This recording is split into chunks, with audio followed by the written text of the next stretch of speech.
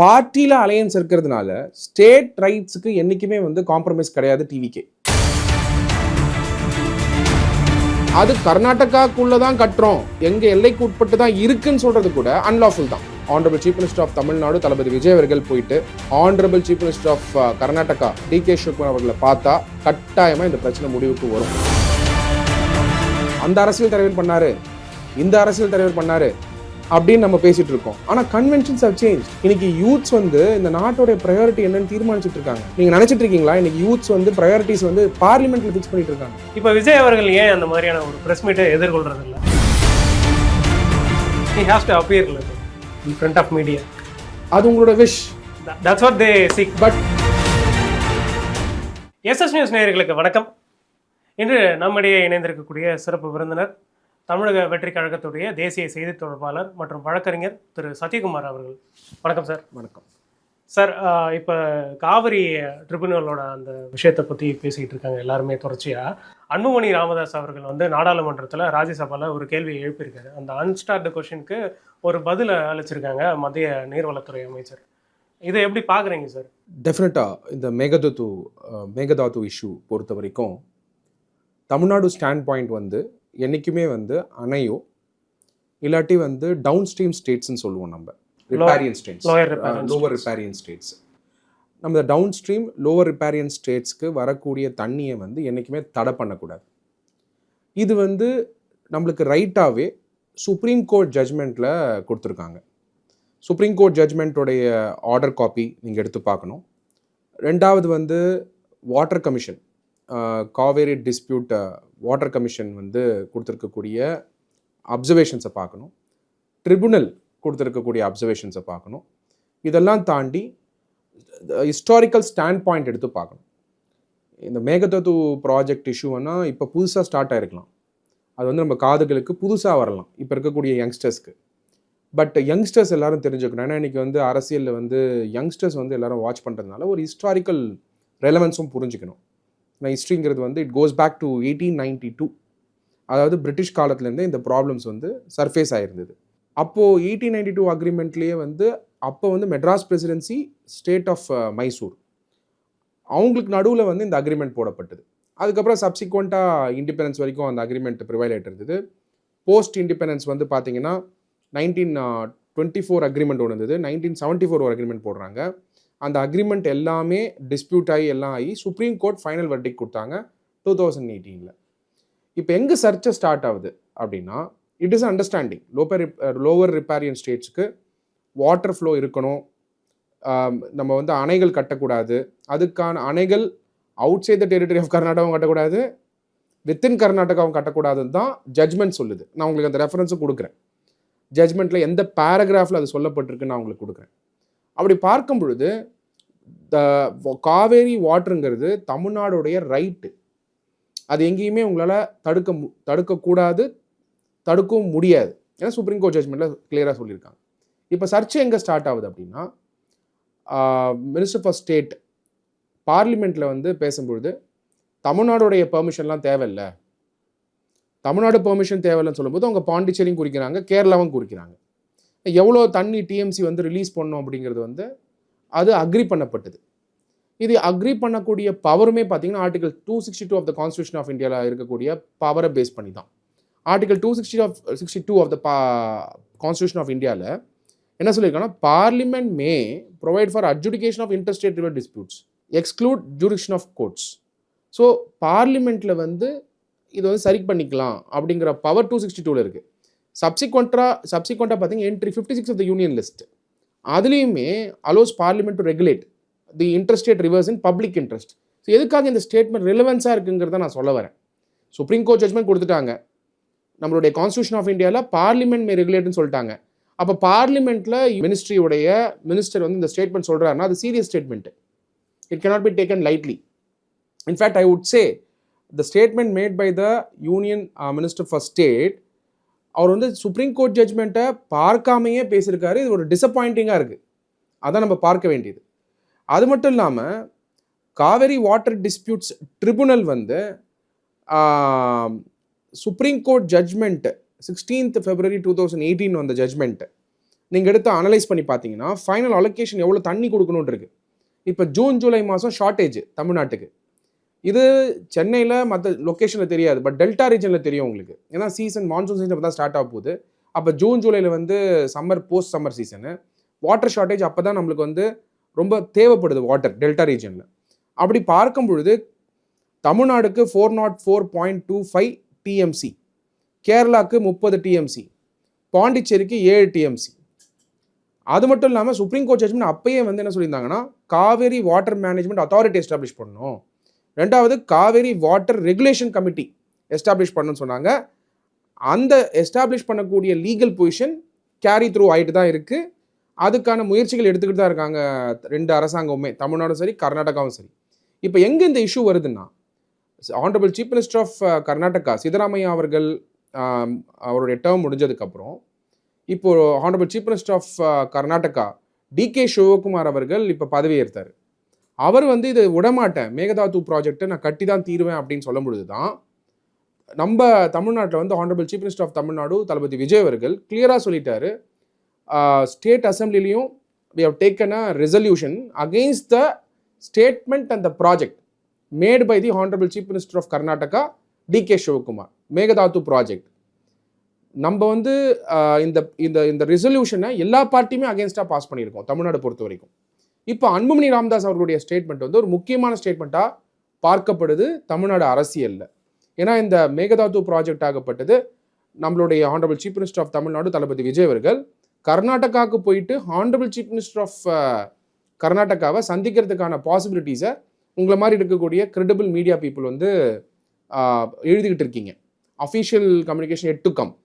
But இதில் புரிஞ்சிக்க வேண்டியது என்னென்னா, இந்த இஷ்யூவை வந்து இம்மீடியட்டாக ரிசால்வ் பண்ண வேண்டியது இம்பார்ட்டண்ட். ஏன்னா பார்லிமெண்ட்டில் ஒரு ஸ்டேட்மெண்ட் வந்து யூனியன் மினிஸ்டர் ஃபார் ஸ்டேட் கொடுக்குறாரு, அன்புமணி ராமதாஸ் அவர்கள் ஒரு ஸ்டேட்மெண்ட் கொடுக்குறாரு.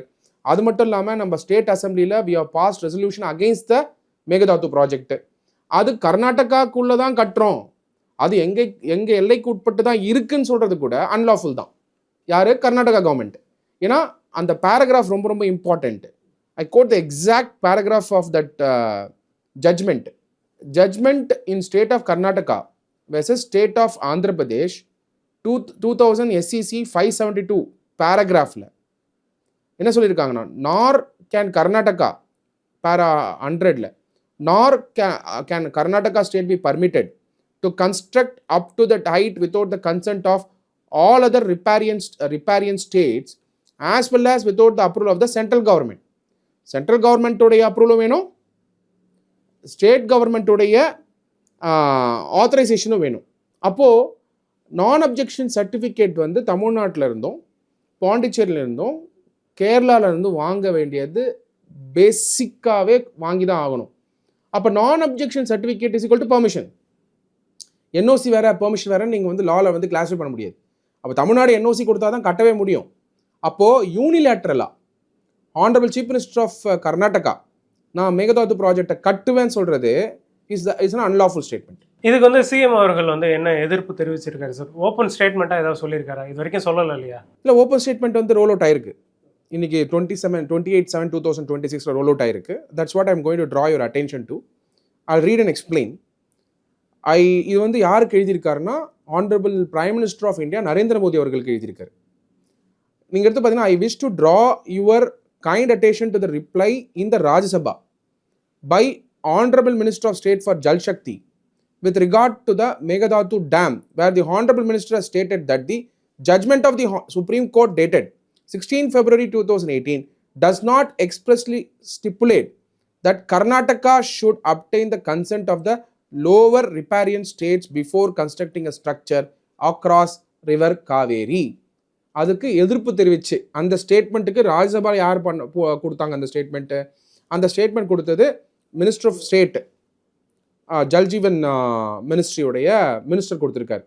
அந்த ஸ்டேட்மெண்ட்டை எதிர்த்து honourable prime minister of India Narendra Modi அவர்களுக்கு லெட்டர் எழுதியிருக்காரு. அது மட்டும் இல்லை, ரெண்டாவது பேராகிராஃப் சொல்லியிருக்காரு, this disappointing reply from the Honorable Minister of State for Jal Shakti seems to have been made without taking into consideration prevailing legal position. Legal பொசிஷனே புரியாமல் minister பேசியிருக்காரு ராஜ்யசபாவில். இங்கே தான் ரொம்ப கவலை கொடுக்குது. ஏன்னா ஒரு ஸ்டேட்மெண்ட் ஆஃப் லீகல் பொசிஷன் இருக்கும்போது பார்லிமெண்ட்டில் அப்படி ஒரு ஸ்டேட்மெண்ட் கொடுத்தா அப்போது எந்த மாதிரியான ரெஸ்பெக்டை ஸ்டேட் கவர்மெண்ட்ஸ் மேலே கொடுக்குறாருங்கிறது தான் பாயிண்ட். இல்லை, இது அதை தாண்டி வந்து இவங்க காங்கிரஸ் தானே சார். ஸோ நீங்கள் காங்கிரஸ் கிட்டே முறையிடலாம் இல்லையா? காங்கிரஸ் தானே கர்நாடகா ஆண்டுட்டு இருக்காங்க. இந்த பாயிண்ட்டை நீங்கள் புரிஞ்சுக்கணுன்னா there are two important points to be understood. பார்ட்டியில் அலையன்ஸ் இருக்கிறதுனால ஸ்டேட் ரைட்ஸுக்கு என்றைக்குமே வந்து காம்ப்ரமைஸ் கிடையாது டிவிகே. தமிழ்நாடுடைய 3 விஷயம்: state rights, state autonomy, federalism. இந்த 3த்துக்குமே சேஃப்கார்டாக இருக்கிறது தான் டிவிகேவுடைய பிரதான கொள்கையே அதுதான். ஸ்டேட் ரைட்ஸ் எங்கேயாவது பாதிக்கப்பட்டால் அது கூட்டணி கட்சிகளாக இருந்தாலும் கேள்விகள் கேட்போம். நல்லா புரிஞ்சுக்கோங்க, கூட்டணி கட்சிகளுக்குள்ள மிஸ் அண்டர்ஸ்டாண்டிங் இருக்கக்கூடாதுன்னு கிடையாது, இல்லை பாயிண்ட் ஆஃப் டிஃப்ரென்சஸ் இருக்கக்கூடாதுன்னு கிடையாது. அது இருந்தாலுமே ரிசால்வ் பண்ணிக்கலாம். அப்படி பார்க்கும் பொழுது honourable chief minister of Karnataka decay Shivakumar அவர்களோட போயிட்டு ஒரு டயலாக் வச்சுக்கிறதுக்காக தான் மீட்டிங்காக பிளான் பண்ணிட்டு இருக்காங்க. அதுதான் கிரெடிபிள் மீடியா இன்ஃபர்மேஷனாக வந்துகிட்டு இருக்கு. அஃப்கோர்ஸ் அஃபிஷியல் ஸ்டேட்மெண்ட் வரணும், we are waiting for it.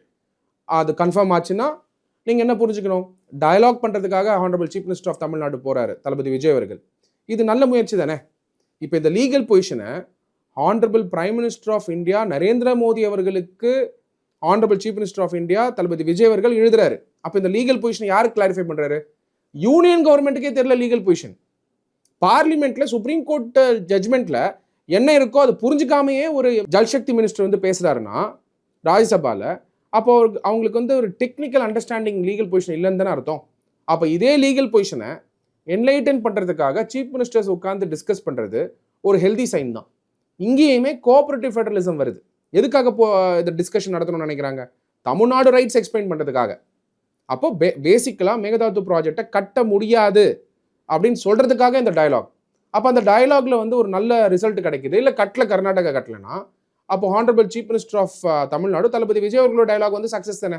ஆனால் அவங்க ரெசிஸ்ட் பண்ணுறாங்களே சார், தொடர்ச்சியாகவே நாங்கள் கட்டுவோம் அப்படின்றது தான் அவங்களுடைய நிலைப்பாடாக இருக்கும் பொழுது எப்படி மாற்றுவாங்கன்னு நினைக்கிறீங்க? கட்டாயமாக honourable chief minister of Tamil Nadu Thalapathy Vijay அவர்கள் போயிட்டு honourable chief minister of Karnataka decay Shivakumar அவர்களை பார்த்தா கட்டாயமாக இந்த பிரச்சனை முடிவுக்கு வரும். ஏன்னா that is the power of dialogue. நீங்கள் வந்து ஒரு பயலாட்ரல் டாக்ஸ் அப்படிங்கிறது வந்து பெரிய விஷயம் டிப்ளமசியில்.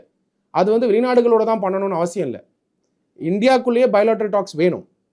இப்போது பல விஷயத்தை பேசி சரி பண்ண வேண்டியதை நீங்கள் நீதிமன்றங்களுக்கு போகும் பொழுது it gets in to the legal interpretation. 2 state decide பண்ண வேண்டிய மேட்டர்.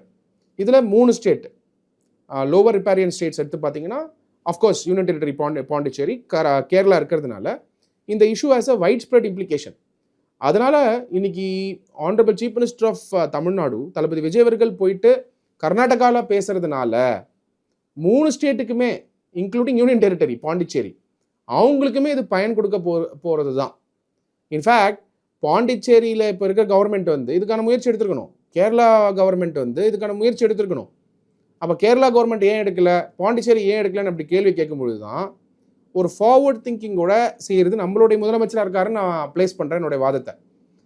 நீங்கள் வேணால் பாருங்கள், நம்மளுடைய honourable chief minister of Tamil Nadu Thalapathy Vijay அவர்கள் போயிட்டு கர்நாடகாவில் டயலாக் முடிச்சதுக்கப்புறம் இந்த ப்ராப்ளம் இருக்காதுன்றதை நான் உறுதிப்படுத்த சொல்கிறேன். எதிர்ப்பு குரலே இல்லை அப்படின்னு சொல்லிட்டு திமுக தரப்பில் வந்து சொல்கிறாங்க. விஜய் அவர்கள் வந்து எதுவுமே சொல்கிறது கிடையாது, பாஜகவை எதிர்க்கிறது கிடையாது அப்படின்னு சொல்கிறாங்க. இதெல்லாம் உண்மையா, ஏற்றுக்கொள்ளக்கூடிய வகையில் இருக்குதா? அரசியலில் எதிர்ப்புன்றது கட்டாயமாக பல இடங்களில் செஞ்சுதான் ஆகணும். அது டெய்லி பண்ணணும்னு அவசியம் இல்லை. இல்லை, ஒரு முறை கூட பாஜக அப்படின்ற வார்த்தையை அவர் உச்சரிக்க மாட்டுறாரு அப்படின்னு சொல்கிறாங்க. இப்போ வந்து மேகதாது ப்ராஜெக்ட்டுக்கு வந்து லெட்டர் எழுதுனதை நான் சொல்லிட்டு இருந்தேன், இப்போ தான் பேசிகிட்டு இருந்தோம் அதை பற்றி. அந்த லெட்டர் வந்து யாருக்கு அட்ரஸ் பண்ணியிருக்காரு? அந்த லெட்டர் வந்து honourable prime minister Narendra Modi அவர்களுக்கு அட்ரஸ் பண்ணியிருக்காரு. டிசப்பாயிண்டிங் சொல்லியிருக்காரு, லீகல் பொசிஷனை ஸ்டேட் பண்ணியிருக்காரு, கன்ஸ்ட்ரக்டிவாக லெட்டர் வழியாக எதிர்ப்பை டீட்டெயில்டாக கொடுத்துருக்காரு. ஒன்று எம்கே ஸ்டாலின் அவர்கள் இதை படிக்கிறது இல்லை, திமுக காரங்க இதை படிக்கிறது இல்லை. படிக்காமல் என்ன எதிர்ப்பு தெரிவிச்சிங்கன்னா எதிர்ப்புனா எப்படி தெரிவிக்கணும்? அதுக்கான மோட் சொல்லுங்கள், நீங்கள் சொல்லுங்கள், எப்படி எதிர்ப்பு தெரிவிக்கணும்? பாஜக வந்து ஒரு ப்ராக்சியாக தான் வந்து டிவிகேவை வச்சிருக்காங்க அப்படின்னு சொல்றாங்க. கொஸ்டின் கேட்டீங்க, நான் உங்களுக்கு பதில் சொல்லிட்டேன். நான் எதிர்ப்புன்னு சொல்ல வரல. தமிழ்நாடுக்கு என்ன ரைட்ஸ் வேணுமோ அதை கேட்கறதுக்கான கம்யூனிகேஷன் நம்ம பண்ணிட்டு இருக்கோம். ஒரு சைடு கர்நாடகாவுக்கு மேகதாது ப்ராஜெக்ட்டுக்கு போய் டயலாக் பண்ணி ரிசால்வ் பண்ண பார்க்குறோம். இன்னொரு சைடு வந்து பார்லிமெண்ட்டில் ராஜ்யசபாவில் minister for state for Jal Shakti வந்து கொடுத்த ஸ்டேட்மெண்ட் தமிழ்நாடு பெர்மிஷன் வேணான்னு சொன்னதுக்கான எதிர்ப்பு தெரிவித்து honourable prime minister of India Narendra Modi அவர்களுக்கே லெட்டர் எழுதியிருக்கும். அது அஃபிஷியல் கம்யூனிகேஷனாகவே இருக்குது. அப்படி இருக்கும் பொழுது இதுக்கு மேலே எப்படி எதிர்ப்பு தெரிவிக்கணும்னு நீங்கள் சொல்லுங்கள். திமுக தானே சார் சொல்கிறாங்க. நீங்கள் சொல்லுங்கள், ஒரு திமுக எந்த பர்ஸ்பெக்டிவ்ல சொல்கிறாங்க ஆஸ் அ ஜேர்னலிஸ்ட்? சார் திமுக என்ன சொல்கிறாங்கன்னா, லைக் நேரடியாக பாஜகன்ற ஒரு வார்த்தையை உச்சரிக்க மாட்டுறாரு, அவர் எங்கேயுமே பேச மாட்டுறாரு அப்படின்றது தான் அவங்களுடைய குற்றச்சாட்டு. இப்போ வந்து honourable chief minister of Tamil Nadu Thalapathy Vijay அவர்கள் கவர்னன்ஸில் இருக்கார். கவர்னன்ஸில் எப்படி எதிர்ப்பு தெரிவிக்கணுமோ அப்படி எதிர்ப்பு தெரிவிச்சுட்டு இருக்காரு. கவர்னன்ஸில் எப்படி எதிர்ப்பு தெரிவிப்பீங்க? பாலிடிக்ஸில் எதிர்ப்பு தெரிவிக்கிறது வேற. ஏன்னா இந்த இன்டர்வியூ ஃபுல்லாக யூத் பார்க்குறாங்க. நான் வந்து திமுக அட்ரஸ் பண்ணல, நான் வந்து அரசியல்வாதிகளுக்கு நான் அட்ரஸ் பண்ணல. ஏன்னா அவங்களுக்குலாம் அரசியல் ஆல்ரெடி தெரியுங்கிறது எனக்கு தெரியும். பட் யாருக்கு இதை அட்ரஸ் பண்ணுறோன்னா, யூத்ஸ் யாரெல்லாம் வந்து தாவேகா பக்கம், எல்லா யூத்தும் தாவேகா பக்கம் தான். அதனால தான் யூத்ஸ்க்கு அட்ரஸ் பண்ணுறேன். ஏன்னா யூத்ஸ் புரிஞ்சுக்கணும், ஒரு கட்சி ரீதியில் எதிர்க்கிறது வேற, கவர்னன்ஸ் ரீதியில் கவர்னன்ஸ் மாடலில் எதிர்க்கிறது வேற. கட்சி ரீதியாக எதிர்க்கிறதெல்லாம் தாவேகா எங்கே போடுறாங்க அப்படின்னு யூத் தெரிஞ்சுக்கணும். டிவிகே ஐடி விங்கில் போடுறோம், டிவிகே பார்ட்டி ஹெச்கியூவில் போடுறோம், டிவிகே விஜய் ஹெச்கியூவில் போடுறோம். இது பார்ட்டி ரீதியில் பார்ட்டி பெர்ஸ்பெக்டிவ்ல கொடுக்கக்கூடிய எதிர்ப்பு, அரசியல் எதிர்ப்பு, பொலிட்டிக்கல் அப்போசிஷன். கவர்னன்ஸில் சாதிக்கக்கூடிய விஷயங்கள், ஸ்டேட் ரைட்ஸை நிறுத்தக்கூடிய விஷயங்கள் எல்லாமே சிஎம்ஓ தமிழ்நாட்டில் இருக்குது. இதை பிரித்து பார்க்கணும்னு நான் சொல்ல வரேன் யூத்து. இப்போது மேகதாது இஷ்யூ அரசியலாக நீங்கள் பார்க்குறீங்க, இது கவர்னன்ஸ் இஷ்யூவாக நான் பார்க்குறேன். கவர்னன்ஸ் இஷ்யூவாக தான் தளபதி விஜய் அவர்கள் பார்க்குறாரு.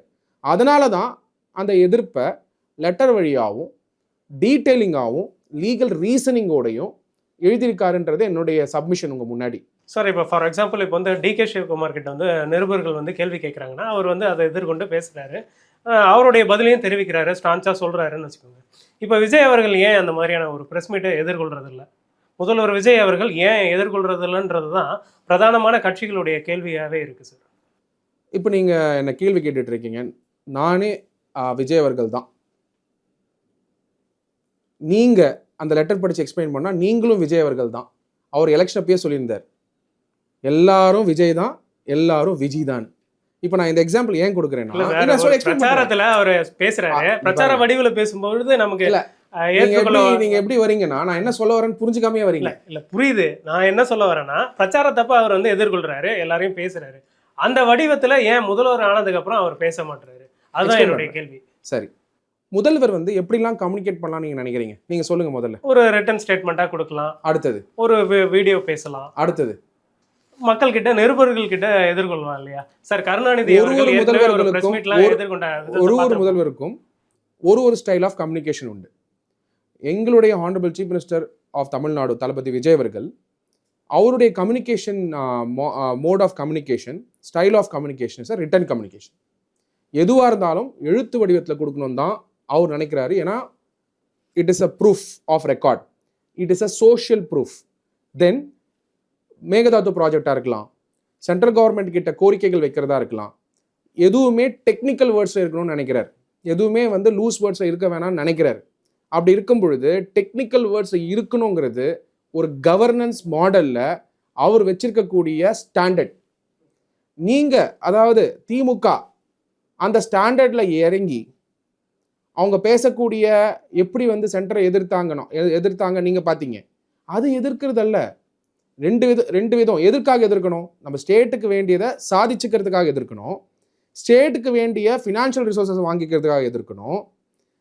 மூணாவது, கர்நாடகா இப்போ வந்து மேகதாது ப்ராஜெக்ட் வந்து கட்டுறதுனால வாட்டர் ரிசோர்ஸ் ப்ராப்ளம் தமிழ்நாட்டுக்கு வரும்ன்றதுக்காக அதை எதிர்த்து சென்டருக்கு அவங்க கொடுத்த ஸ்டேட்மெண்ட்டுக்கு நம்ம லெட்டர் எழுதியிருக்கோம்.